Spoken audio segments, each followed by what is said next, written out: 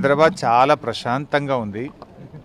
హైదరాబాద్ ప్రజలు ఎవరి పనులు వాళ్ళు హ్యాపీగా చేసుకుంటున్నారు. ఇది తెలుగుదేశం పార్టీ, తెలుగుదేశం ప్రభుత్వం తన తప్పును కప్పిపుచ్చుకోవడానికి, ప్రజల దృష్టి మరల్చడానికి గంటకో లీకులు ఇస్తూ వారు ఏదో చర్యకు ప్రతిచర్య ఉంటుంది, మమ్మల్ని అరెస్ట్ చేస్తే మిమ్మల్ని అరెస్ట్ చేస్తాము అంటే ఇది చిన్న పిల్లల్లాగా వాళ్ళు వ్యవహరిస్తూ ఉన్నారు. చట్టం తన పని తాను చేసుకుపోతుంది.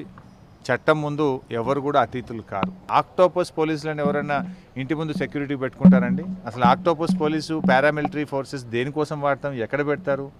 ఆక్టోపస్ పోలీసులను తెచ్చి ఇంటి ముందు పెట్టుకుంటే అది నవ్వుతున్నారు, ప్రజలు గమనిస్తూ ఉన్నారు అందరూ. తన తప్పును కప్పిపుచ్చుకోవడానికి ఏం మాట్లాడాలో తెలియక 10 విషయాలు మాట్లాడి, గంటకోటి మాట్లాడి ఇంకో 10 తప్పులు చేస్తూ ఉన్నారు వాళ్ళు. సరే, మేము ఆ విషయాల్లో పట్టించుకోవడం లేదు. ఈరోజు మీరు చూస్తూ ఉన్నారు, మా ముఖ్యమంత్రి గారు తెలంగాణ ప్రజల అభివృద్ధి గురించి, తెలంగాణ రాష్ట్ర సంక్షేమం గురించి పనిచేస్తున్నారు.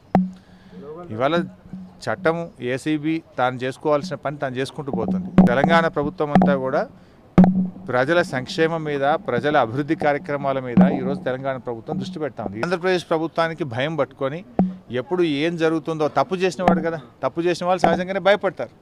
సో ఆ తప్పును కప్పిపుచ్చుకోవడానికి గంటకో మంత్రితో ప్రెస్ మీట్ పెట్టించుడు, గంటకో ఒక లీకులు ఇచ్చుడు, ఏమో చేసేస్తామని మాట్లాడుతున్నారు. కానీ ఇవాళ ఇక్కడ తెలంగాణ ప్రభుత్వం ఒక పారదర్శకమైన ప్రభుత్వం, ప్రజల ప్రభుత్వం, ప్రజా సంక్షేమం కోసం పనిచేస్తున్నటువంటి ప్రభుత్వం, రాజ్యాంగబద్ధంగా పనిచేస్తున్నటువంటి ప్రభుత్వం. సో అటువంటి వాటికి, ఆ తాటాకు చప్పులకు మేము బెదరము, వాటిని పట్టించుకోము. ఫోన్లో స్టీఫెన్సన్ ఎమ్మెల్యే గారితో మాట్లాడింది చంద్రబాబు నాయుడా కాదా? ముందు దాని సూటిగా సమాధానం చెప్పండి. ఆ గొంతు మీదా కాదా? ముందు సమాధానం చెప్పండి. ఒక తెలుగుదేశం నాయకుడు అంటాడు, ఆ గొంతు మాది గానే కాదు, మా నాయకుడే మాట్లాడలేదని ఒక మంత్రి అంటాడు. ఇంకో మంత్రి అంటాడు, అక్కడక్కడ మాట్లాడింది అతికిచ్చి పెట్టిండ్రు అని ఇంకో తెలుగుదేశం మంత్రి అంటాడు. ఇంకొక ఆయన అంటాడు ఫోన్ ట్యాపింగ్ అయింది అంటాడు. అసలు ఎవరిది నమ్మాలి? తెలుగుదేశం పార్టీ 3 మాటలు మాట్లాడుతుంది. హైదరాబాదులో ఉండేటువంటి ఆంధ్ర ప్రజలకు, మీరు హైదరాబాద్లో ఉంటున్నారు కనుక మీకు రుణమాఫీ చేయను అని రైతులందరికీ రుణమాఫీ ఎగ్గొట్టినాడు. హైదరాబాద్లో ఉన్న ఆంధ్ర ప్రజలకు చంద్రబాబు నాయుడు వాళ్ళు వ్యవసాయం గుంటూరులోనో, కృష్ణాలోనో, ఈస్ట్ గోదావరిలోనో, వెస్ట్ గోదావరిలోనో వ్యవసాయం చేస్తుంటే మీరు హైదరాబాద్లో ఉంటున్నారు కదా, మీకు రుణమాఫీ చేయని ఎగ్గొట్టిండు.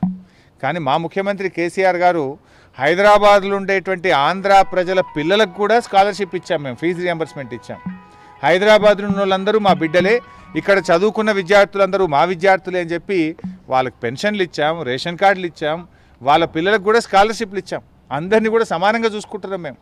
మా హైదరాబాద్ ఒక అంతర్జాతీయ నగరంగా అభివృద్ధి చెందాలని అన్ని వర్గాల ప్రజల్ని మేము కలుపుకొని హైదరాబాద్లో పోతున్నాం. కానీ మీ రాష్ట్ర ప్రజలు హైదరాబాద్లో ఉన్న పాపానికి రుణమాఫీ చేయకుండా మీ రాష్ట్ర ప్రజలకే అన్యాయం చేసినటువంటి నాయకుడు చంద్రబాబు నాయుడు గారు. నా అకౌంట్ నుంచి కానీ, నా దీంట్లో నుంచి కానీ 50 లక్షలు డ్రా చేస్తే నేను రాజీనామా సిద్ధం. లేకపోతే జగన్మోహన్ రెడ్డి రాజీనామా సిద్ధమా? అది జగన్మోహన్ రెడ్డి చెప్పారు. మీడియాలో జగన్మోహన్ రెడ్డి చెప్పట్లేదు.